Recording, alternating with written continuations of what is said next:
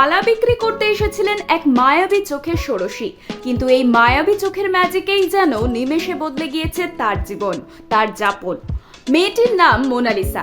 Social মিডিয়ায় viral এই সুন্দরীর কথা কম বেশি আমরা অনেকেই শুনেছি। মেলায় মেলায় ঘুরে মালা বিক্রি করা এই মেয়েটি জীবনে প্রথমবারের জন্য বিমানে উঠলেন ভ্যালেন্টাইন্স ডের দিন। থাকলেন 7 তারা হোটেলেও। একটি গয়নার শোরুমের উদ্বোধনে উপস্থিত হলেন প্রধান অতিথি হিসেবেও।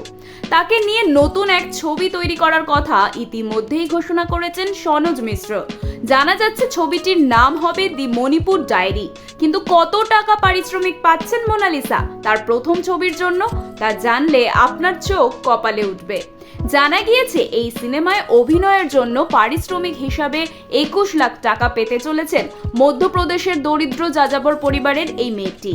সূত্রের খবর, ইতিমধ্যেই অগ্রিম 1 লাখ টাকা মোনালিসাকে দিয়েছেন সনোজ। উল্লেখ্য, মোনালিসা সোশ্যাল মিডিয়ায় ভাইরাল হওয়ার পর সনোজ নিজে খড়গোন জেলার মাহেশ্বর গ্রামে তাদের বাড়িতে গিয়ে মোনালিসাকে এই ছবির প্রস্তাব দিয়েছিলেন। সমাজ মাধ্যমে সেই ছবি শেয়ারও করেছিলেন সনোজ। যদিও এই পুরো ব্যাপারটিতে সন্দেহ প্রকাশ করেছেন বিভিন্ন মানুষ। সনোজের সততা নিয়েও সম্প্রতি প্রশ্ন তুলেছেন এক জনৈক প্রযোজক। এরপর আদৌ এই ছবিটি তৈরি হয়ে মুক্তি পায় কিনা সেটাই এখন দেখার। ব্যুরো রিপোর্ট, আর ভেনম নিউজ।